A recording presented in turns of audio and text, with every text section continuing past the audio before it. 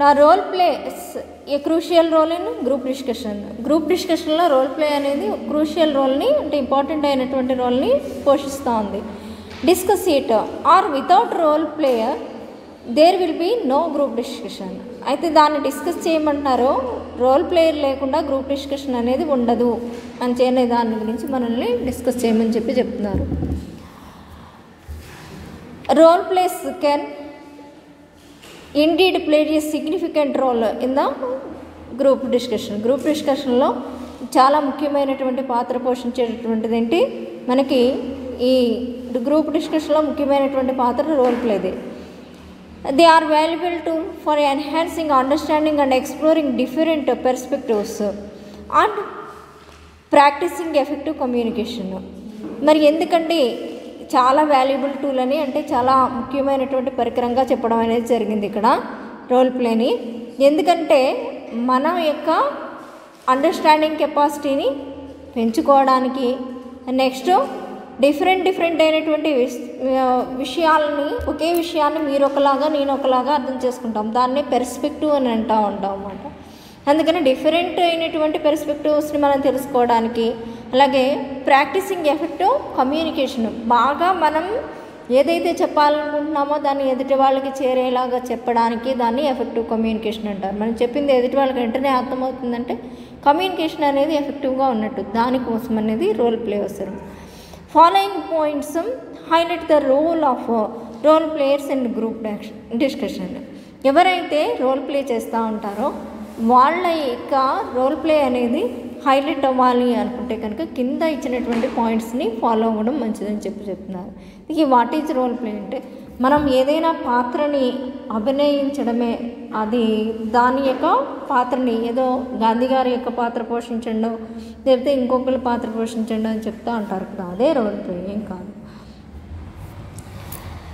ఇక్కడ enhances understanding అంటే అండర్స్టాండింగ్ని పెంచుతూ ఉంటుంది, అభివృద్ధి పరుస్తూ ఉంటుంది. ఎలా అని చూస్తే కనుక రోల్ ప్లేస్ ఏలో participants to step in to the shoes of different stock holders and characters of the view points. మనకి రోల్ ప్లే ఏదైతే ఉందో అది పార్టిసిపెంట్స్ అందరినీ కూడా ఒక డిఫరెంట్ అయినటువంటి దాంట్లోకి మనల్ని అడుగు పెట్టేలాగా చేస్తూ ఉంటుంది. డిఫరెంట్ క్యారెక్టర్స్లో కానీ, డిఫరెంట్ అయినటువంటి విషయాలను తెలుసుకోవడం కానీ, లేకపోతే విభిన్నమైనటువంటి దృక్పథాల ద్వారా ఏ విషయాన్ని తెలుసుకోవడానికి దోహదం చేసేదే ఇది. This first hand experience can led to a deeper understanding of the various perspectives and helping participants to issues from the multiple angles. అయితే మనకి ఇక్కడ ఉండేటటువంటి ఫస్ట్ హ్యాండ్ ఎక్స్పీరియన్స్ ఏదైతే ఉందో అది మనకి బోల్డ్ అంత లోతుగా అర్థం చేసుకునేటటువంటి వేరియస్ పర్స్పెక్టివ్స్, అంటే వేరే దృక్పథాలని మనం అర్థం చేసుకోవడానికి ఉపయోగపడుతూ ఉంటుందని చెప్తున్నారు. అలాగే పార్టిసిపెంట్స్ ఎవరైతే ఉంటారో వాళ్ళకి మల్టిపుల్ యాంగిల్స్లో ఒక విషయాన్ని అర్థం చేసుకోవడానికి, లేకపోతే ఆ విషయాన్ని తెలుసుకోవడానికి మనకి హెల్ప్ చేస్తూ ఉంటుందని చెప్తుంటే, ఒక విషయానికి విభిన్నమైనటువంటి కోణాలు ఉంటాయి. అంటే మీరు చూస్తే ఒకలా కనిపించవచ్చు, నేను చూస్తే ఒకలాగా కనిపించవచ్చు ఒకే విషయానికి. అంటే కొంతమంది నెగిటివ్ సైడ్ చూస్తారు, కొంతమంది పాజిటివ్ సైడ్ చూస్తారు, అలా అన్నమాట. విభిన్నమైనటువంటి కోణాల ద్వారా ఒక విషయాన్ని ఏ విధంగా అర్థం చేసుకోవాలి అనేది తెలుస్తూ ఉంటుంది. నెక్స్ట్ సెకండ్ చూడండి, ఎంపతి అండ్ పర్స్పెక్టివ్ టేకింగ్. నాకు చాలాసార్లు ఎంపతి గురించి చెప్పుకున్నాం, మళ్ళీ ఇక్కడ ఎంపతి వచ్చింది చూడండి. Role plays encourage the participants to emphasize with the role they are portraying. ఎంతసేపు ఏం చేస్తూ ఉంటారట, రోల్ ప్లేలో పార్టిసిపెంట్స్ని ఎంకరేజ్ చేస్తారంటే, ఎంతలా ఎంకరేజ్ చేస్తారంటే దే ఆర్ పోర్ట్రేయింగ్ అంటే దాంట్లో ఆ పాత్రలో మునిగిపోయారు అన్నంతగా వాళ్ళు లీనమైపోయారని అంటారు కదా, ఆ విధంగా చేస్తూ ఉంటారట. This empathy fosters better comprehension of others' thoughts, feelings and concerns, which is crucial for the effective communication and the conflict resolution.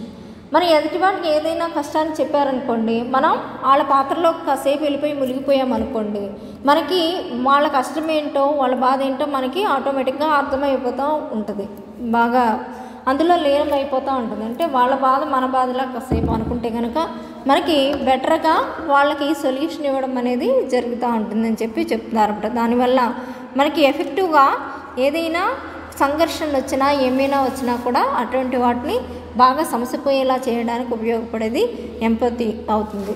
Next active engagement, అంటే మనం యాక్టివ్గా దాంట్లో పాల్గొనడాన్ని యాక్టివ్ ఎంగేజ్మెంట్ అంటారు. Role plays require active participation from the every one involved. Role ప్లేకి ముఖ్యంగా కావాల్సింది ఏంటి? యాక్టివ్గా మనం ఆ రోల్ ఇస్తున్నామో ఆ పాత్రకి 100% న్యాయం చేస్తేనే మనకి యాక్టివ్ ఎంగేజ్మెంట్ అనేది ఉన్నట్టు అవుతుంది. అందుకని ఇన్వాల్వ్మెంట్ అనేది ముఖ్యం.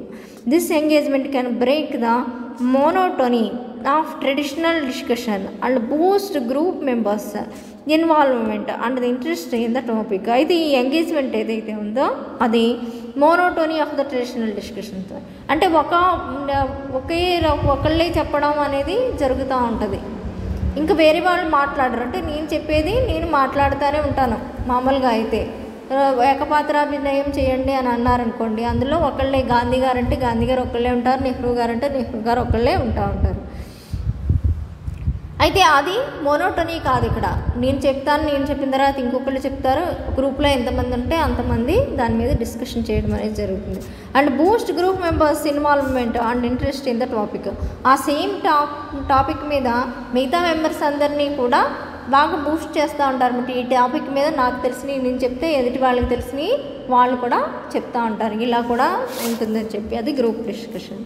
Next skill development. దీనివల్ల మన యొక్క నైపుణ్యాలు అనేవి అభివృద్ధి చెందుతూ ఉంటాయని చెప్తున్నారు. అంటే ఏ విధంగా స్కిల్ డెవలప్మెంట్ అవుతుందని చూస్తే కనుక through role plays participants can practice and develop a range of skills such as active listening and effective speaking, negotiations and problem solving and conflict resolution. అయితే ఈ రోల్ స్పేస్ వాళ్ళ పార్టిసిపెంట్స్ ఎవరైతే ఉంటారో వాళ్ళు ఎంతసేపు కూడా ఒక రేంజ్ ఆఫ్ స్కిల్స్ని నైపుణ్యాలను పెంచుకుంటూ ఉంటారు. మనం ఎవరితోనైనా మాట్లాడితేనే కదా మన లాంగ్వేజ్ అనేది డెవలప్ అవుతూ ఉంటుంది. ఏదైనా తెలుగు అనుకోండి ఎప్పుడూ మాట్లాడుతూనే ఉంటాం, అందుకనే మన లాంగ్వేజ్ని మనం బాగా స్పీక్ చేయగలుగుతాం. అలాగే ఇంగ్లీష్ కూడా అంతే, ఎవరితో అయినా మాట్లాడుతూ ఉంటే కనుక మన యొక్క లాంగ్వేజ్ అనేది డెవలప్ అవుతుంది, మన యొక్క స్పీకింగ్ స్కిల్స్ అనేవి పెరుగుతూ ఉంటాయని చెప్తున్నారు అన్నమాట. ఇక్కడ ఉండేటటువంటి range of skills and active listening and effective speaking, negotiation and problem solving and conflict resolutions, ఇవన్నిటినీ కూడా చేయగలము. అంటే ఎదుటి వాళ్ళతో సంప్రదింపులు జరపగలము, ఏదైనా ప్రాబ్లం వస్తే సాల్వ్ చేయగలము, అలాగే ఏదైనా కాన్ఫ్లిక్ట్ వస్తే కనుక ఆ కాన్ఫ్లిక్ట్ని మనం సమసిపోయేలాగా చేయగలము. These skills are transferable and valuable in various personal and professional context. అంతే ఈ స్కిల్ అలాగే మనకి పర్సనల్ వ్యక్తిగతంగాను అలాగే ఉద్యోగరీత్యా కూడా రెండు విధాలుగా కూడా మనకి నైపుణ్యాలు ఉండడం అనేది అవసరం. మన నైపుణ్యాలతో మెనగలం అనేది కావాలి. నెక్స్ట్ 5th చూడండి, సేఫ్ ఎన్విరాన్మెంట్ ఫర్ ప్రాక్టీస్. మనకి ప్రాక్టీస్ చేయడానికి కొంచెం సేఫ్ అయినటువంటి వాతావరణం అనేది కావాలి భద్రతాపరంగా. Group discussions can sometimes be intimidated and especially for the individuals who are shy and less confident in expressing their opinions. మామూలుగా ఎలా ఉంటారంటే ఇక్కడ గ్రూప్ డిస్కషన్లో ఉండేటటువంటి వ్యక్తులు చాలాసార్లు ఏం చేస్తూ ఉంటారంటే కొంచెం సిగ్గుపడుతూ ఉండడమో లేకపోతే పిరిగ్గా ఉండడమో, అమ్మో నేను మాట్లాడాలా అని అనుకోవడమో ఇలా చేస్తూ ఉంటారంటారు అన్నమాట. అందుకని దానివల్ల వాళ్ళు మనసులో అనుకుంటారు చెప్పాలని, కానీ బయటికి చెప్పలేకపోవడం అనేది జరుగుతూ ఉంటుందని చెప్తున్నారు. అంటే మనకి ఎన్విరాన్మెంట్ చుట్టూ ఉండేటటువంటి పరిసరాలు బాగా ఉంటాయి కనుక మనం దేన్నైనా చెప్పాలనుకున్నదాన్ని ఎక్స్ప్రెస్ చేస్తాము. Role plays provide a safe space to practice communication skills without the pressure of being judged. మనకి రోల్ ప్లే అనేది ఎంత ఫ్రీ అయినటువంటి టాస్క్ అంటే మనం ఎవరో మనల్ని జడ్జ్ చేస్తున్నారో, ఎవరికో మనం ఎంత బాగా చెప్పామనే దాన్ని జడ్జ్ చేస్తున్నారో అనే దానికి భయం ఏం లేకుండా మనం ఫ్రీగా మనం చెప్పాలనుకున్నది చెప్పేసేటటువంటి ప్లాట్ఫామ్.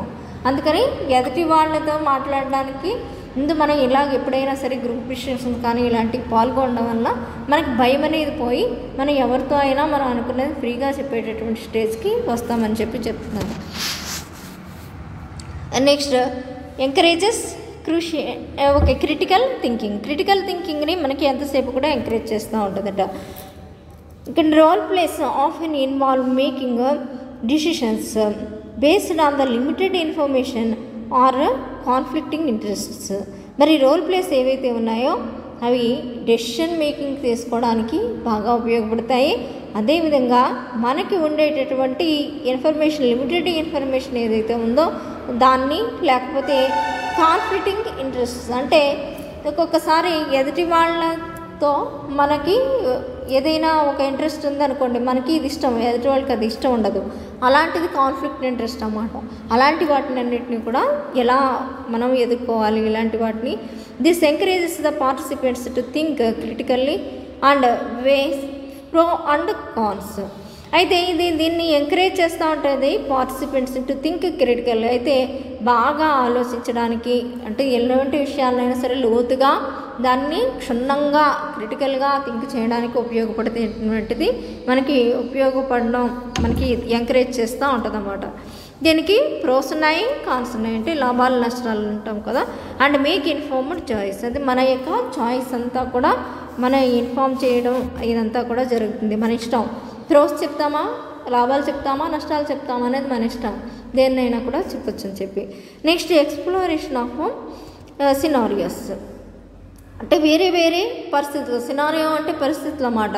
నేను ప్రజెంట్ సినారియో అని చెప్తా అంటాను, అంటే ప్రస్తుత కాలంలో లేదా ప్రజెంట్ పరిస్థితులు.